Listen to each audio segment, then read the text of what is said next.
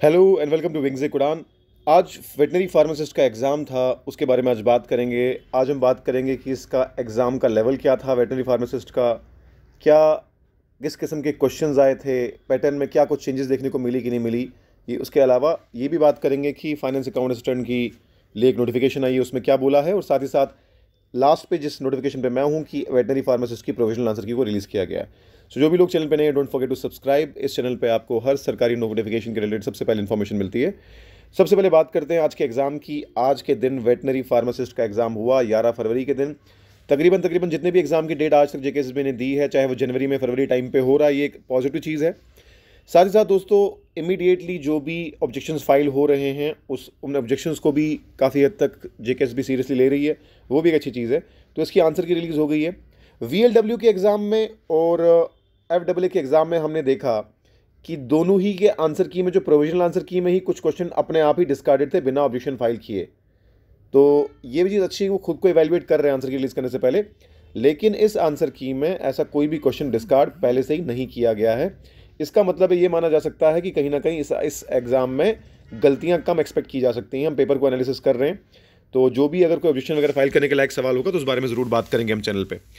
साथ ही साथ दोस्तों, 3 दिन का वक्त है एज़ यूजुअल। कल से आप ऑब्जेक्शन फाइल कर सकते हैं, उसकी पूरी डिटेल यहाँ पर दी हुई है। आपको एक demand draft banana in favour of accounts officer JNK service selection board, और साथ ही साथ आपको ये बाई हैंड सबमिट करना है, या तो श्रीनगर वाले ऑफिस में या तो जम्मू वाले ऑफिस में। जमजम बिल्डिंग है रामबाग में श्रीनगर में, और पंचतीर्थी में CPO चौक में है जम्मू में। 3 दिन के अंदर फाइल करनी है, यानी 12, 13 और 14 को लास्ट डेट होगी फाइल करने की इन ऑफिस आवर्स। अब बात करते हैं दोस्तों ये एग्ज़ाम के लेवल की, कैसा पैटर्न। तो ये हमारे पास पेपर है दोस्तों, थोड़ा बहुत मिस अरेंज्ड है, 1 2 3 करके नहीं है। आपको मैं बता दूं कि जहाँ तक बात की जाए GS के लेवल की, ओवरऑल तो पहले हम ओवरऑल की बात करते हैं। ओवरऑल जो लेवल था वो मॉडरेट लेवल था, ना तो डिफ़िकल्ट कह सकते हैं ना तो ईजी कह सकते हैं, मॉडरेट लेवल था, डूएबल था। और एक हिसाब से देखा जाए कुछ चेंजेस ऐसी हैं जो एक अच्छी एक्सेप्टेबल और पॉजिटिव चेंजेस हैं। पहली बात तो करंट अफेयर का कहीं ना कहीं बात करें तो करंट अफेयर की जो वैल्यू है और पैटर्न है वो बेटर हो गया है। जो लेटेस्ट डेज हैं, फॉर एग्जांपल फरवरी में पेपर था तो मार्च के रिलेटेड जो भी इंपॉर्टेंट डेज थे वो पूछे गए। उसके अलावा कुछ ऐसे क्वेश्चंस जो आपको डेफिनेटली आने चाहिए, जो एक जनरली बेसिक चीज़ों को मिस कर दे जाते हैं। मिसाल के तौर पे ये क्वेश्चन देख लीजिए, who is the father of Dogri, किसको कहते हैं।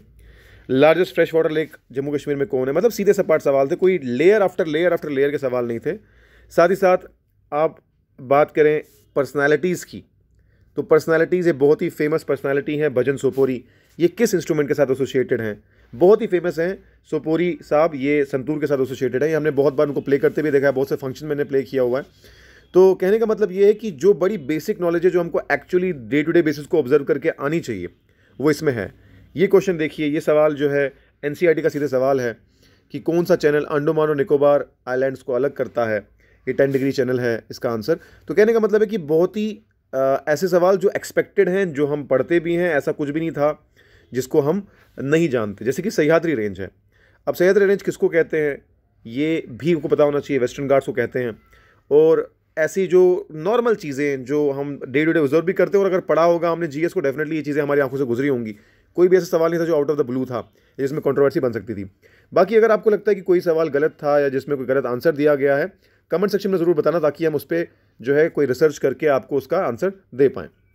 तो ब्रॉडरली अच्छे क्वालिटी का पेपर था, ना आसान ना मुश्किल। आप डुएबल था, अच्छा था, और उम्मीद है कि आप सबने इसका अच्छा किया होगा। कमेंट सेक्शन में ज़रूर बताना कि आपका पेपर कैसा हुआ। इसके अलावा बात करते हैं दोस्तों कि FAA के रिलेटेड क्या नोटिफिकेशन आई है, इस बारे में बात कर लेते हैं अब। तो दोस्तों, जिन लोगों का नाम आया है उन सभी लोगों को डॉक्यूमेंट वेरिफिकेशन के लिए बोला गया है, और जो भी जोन में वो फॉल कर रहे हैं। सो डॉक्यूमेंट वेरिफिकेशन का सिलसिला शुरू हो गया है। इसमें कौन कौन से डॉक्यूमेंट्स आपको सबमिट करने हैं वो भी बताया गया है यहाँ पर। ये देखिए, copy of online application form, 2 passport size recent photographs, 1 original ID proof, Aadhaar, voter, PAN card, date of birth certificate, valid category certificate, domicile certificate, 10+2 marksheet, graduation degree, bonafide certificate on format prescribe by board, and checklist sheet जो भी है submitted by the candidate. तो ये सारी की सारी annexure B में जो मैंशनड है वो सब आपको देना है। तो कहने का मतलब ये सारा का सारा डॉक्यूमेंट आपको साथ में ले जाना है, और ये भी लिखाया गया है कि the candidates who will fail to appear before respective document verification committee on selected date shall forfeit their right to selection. तो ये बिल्कुल टाइम के हिसाब से करते रहिए। ये तीनों ही पीडीएफ्स हमारे टेलीग्राम में अवेलेबल है। टेलीग्राम का लिंक डिस्क्रिप्शन बॉक्स में दिया हुआ है। साथ में ये भी सारी की सारी जो रिजल्ट है वो साथ में शेयर किया हुआ है इन्होंने। इनका सारा जो डेट ऑफ वेरिफिकेशन भी मेंशन्ड है, आपके रिजल्ट के हिसाब से किस तारीख को कितने बजे आपको आना है, कहाँ आना है, ये सब लिखा हुआ है। So all the best everyone. यही था अभी तक के लिए। जो लोग भी आने वाले एग्ज़ाम में से सुपरवाइज़र की तैयारी कर रहे हैं, या जो अपनी फॉरेस्टर की तैयारी कर रहे हैं, या फिर जो JK PSI की तैयारी कर रहे हैं, इन सब के स्टडी मटेरियल और टेस्ट सीरीज़ हमारी ऐप पे अवेलेबल हैं।